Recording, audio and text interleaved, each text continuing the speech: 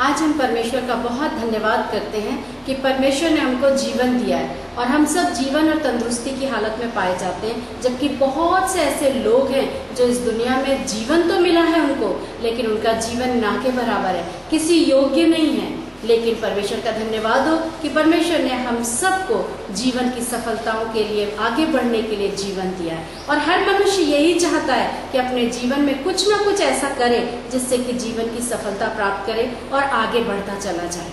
लेकिन आज जब हम टीवी ऑन करें और समाचार सुने या जब हम समाचार पत्र में समाचारों को पढ़ें तो हम एक बात पाते हैं कि मृत्यु, हर जगह मृत्यु है। कोई तो है जो अपने आप को ही समाप्त कर रहा है, कोई है जो दूसरे को समाप्त कर रहा है। चारों तरफ मृत्यु है, कहीं तो आत्महत्या और कहीं पर हत्या। परंतु क्या आप जानते हैं इसके पीछे कारण क्या है?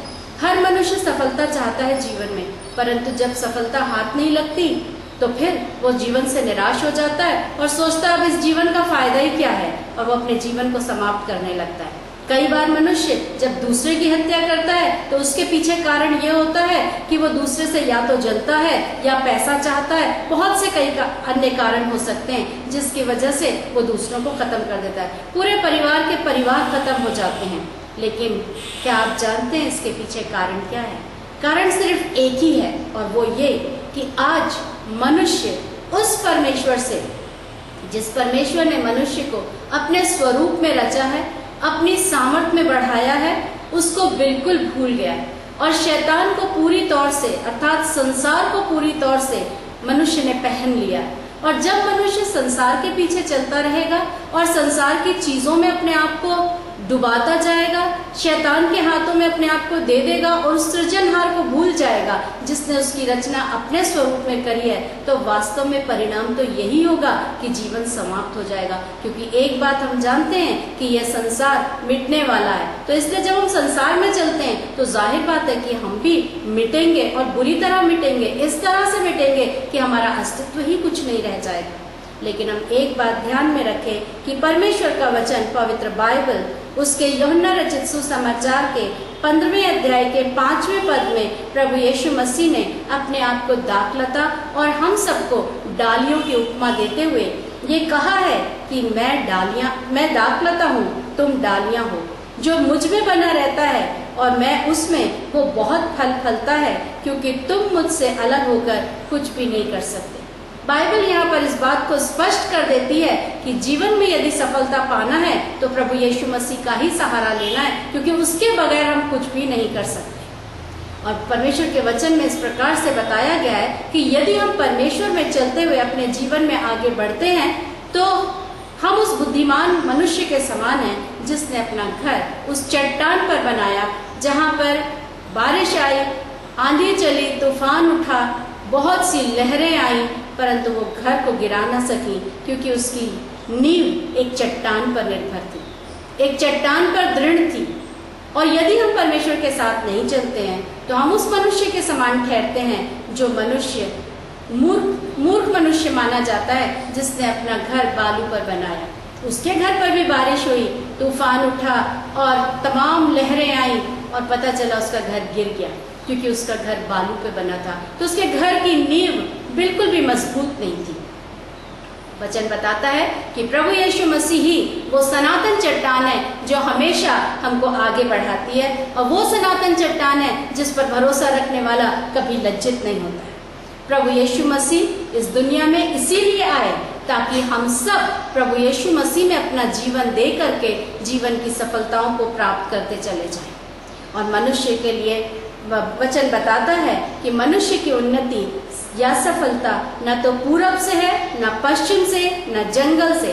कहने का मतलब यह है कि मनुष्य इस पृथ्वी के किसी भी छोर से या किसी भी स्थान से उन्नति प्राप्त नहीं कर सकता है। मनुष्य उन्नति यदि प्राप्त करेगा तो केवल परमेश्वर के द्वारा ही, क्योंकि वचन में लिखा है कि परमेश्वर ही ऐसी सामर्थ है जो एक को बढ़ाता और दूसरे को घटाता है। कहने का मतलब ये कि परमेश्वर न्यायी परमेश्वर है। जिसे बढ़ाने की जरूरत है परमेश्वर उसे बढ़ाता है, जिसे घटाने की जरूरत है परमेश्वर उसे घटाता है। परंतु आप अपनी सामर्थ्य से ना तो बढ़ सकते ना घट सकते। तो जब हम प्रभु में नहीं पाए जाते या प्रभु पर विश्वास नहीं रखते, परमेश्वर में, उस जीवित परमेश्वर ने जिसने हमको अपने स्वरूप में रचा है, उसके चरणों में नहीं रहते और उस दाखलता की डालियां नहीं बनते तब तक जीवन सफल नहीं होता और जीवन इसी प्रकार से समाप्त होता चला जाता है। जीवन में आगे बढ़ने के लिए या सफलता पाने के लिए हमको कुछ चीज़ों की ज़रूरत होती है, जिसमें सबसे पहली चीज़ है हमारी इच्छा शक्ति। जब तक कोई काम को करने की इच्छा हमारे अंदर आएगी ही नहीं, तब तक हम कुछ काम को कर ही नहीं सकते, कोई काम शुरू नहीं कर सकते। इसलिए बहुत ज़रूरी है कि किसी भी काम को शुरू करने के लिए हमारे अंदर एक इच्छा होनी चाहिए, यानी कि मनोबल होना चाहिए। और वचन कहता है कि उसे अपने मनोरथ का मूल जान और वो तेरे मनोरथों को पूरा करेगा, वो तुझे मुंह मांगा वरदान देगा। यानी कि हमारे अंदर इच्छा शक्ति को जागृत करने वाला और कोई नहीं है, प्रभु यीशु मसीह ही है। बाइबल एक व्यक्ति दाऊद नाम के एक व्यक्ति के बारे में बताती है, जो कि इस्राएल का था, परमेश्वर की प्रजा में से एक था। और एक समय ऐसा हुआ कि इस्राएली यानी कि ये प्रभु की प्रजा, प्रभु के लोगों को फलिश्ती सेना ललकारती थी और युद्ध इनके बीच में होने वाला था। और फलिश्ती सेना में से एक गोलियत नाम का वीर रोज बाहर निकलता था और परमेश्वर की सेना को, परमेश्वर के लोगों को ललकारता था कि मेरे साथ आओ, तुम्हारे पास हिम्मत है तो आकर के मुझसे युद्ध करो। और किसी की हिम्मत नहीं होती थी कि उसके पास चला जाए और उसके साथ में युद्ध करे। लेकिन जब दाऊद नामक छोटा बच्चा वहां पहुंचा, ये एक छोटा बालक ही है और इसके हिसाब से वो वीर गोलियत नाम का बहुत बड़ी चीज है। उसका डील डॉल, उसके सारे हथियार, औजार, ये सारी चीजें दाऊद की ताकत से बाहर है। लेकिन जब दाऊद उसके पास उस जगह पहुंचता है और देखता है कि वो गोलियत किस तरह से परमेश्वर के लोगों को ललकार रहा है, तो इसके अंदर एक इच्छा शक्ति जागृत होती है। और एक बात याद रखें कि अगर हमारी इच्छा शक्ति परमेश्वर के अनुग्रह के द्वारा जागृत हुई है, परमेश्वर की सामर्थ्य से जागृत हुई है, तो सफलता अनिवार्य है, सफलता अवश्य है। कोई सवाल ही नहीं है कि हम सफल ना हो सके। और छोटे दाऊद के अंदर ये इच्छा शक्ति आई कि मैं प्रभु यीशु मसीह की सामर्थ्य से, अपने जीवित परमेश्वर की सामर्थ्य से इससे लड़ूंगा। और वो ये कहता है उससे कि तू तो भाला, सांग और तलवार लेकर मेरे पास आता है, यानी कि संसारिक साधनों से आता है, परंतु मैं तेरे पास सेनाओं के यहोवा अर्थात जीवित परमेश्वर के नाम से आता हूँ। और परमेश्वर के अनुग्रह के द्वारा उसने गोलियत को नीचे गिरा दिया। वो इच्छा शक्ति परमेश्वर ने उसके अंदर पैदा करी, उसके अंदर डाली और वो उसने गोलियत को नीचे गिरा दिया और समस्त इस्राएल को विजयी कर दिया। तो इस प्रकार से परमेश्वर के द्वारा इच्छा शक्ति प्राप्त करके हम विजयी होते हैं। दूसरे एक व्यक्ति का उदाहरण बाइबल में दिया गया है, जक्कई नाम के व्यक्ति का। और इस व्यक्ति के अंदर भी एक इच्छा जागृत हुई जो कि प्रभु यीशु मसीह के अनुग्रह के द्वारा ही जागृत हुई, और वो थी कि वो प्रभु यीशु मसीह को देखना चाहता था, परंतु उसके मार्ग में रुकावट थी क्योंकि उसका कद इतना छोटा था कि वो यीशु मसीह को नहीं देख सकता था। पर उसके अंदर वो इच्छा शक्ति प्रबल होती गई। प्रभु ने ही की वो सामर्थ, वो अनुग्रह प्रभु ने ही उसके अंदर प्रबल किया और वो एक गूलर के पेड़ पर चढ़ गया और वहां से उसने प्रभु यीशु मसीह को गुजरते हुए देखा। और जानते हैं क्या हुआ कि प्रभु यीशु मसीह ने भी उसकी तरफ देखा और उससे कहा कि हे जक्कई, तू नीचे उतरा क्योंकि मुझे आज तेरे घर में होना जरूरी है। और जब वो पेड़ से नीचे उतरा और यीशु मसीह को अपने घर ले गया, तो प्रभु यीशु मसीह ने अंत में उससे कहा, आज इस घर में उद्धार आया।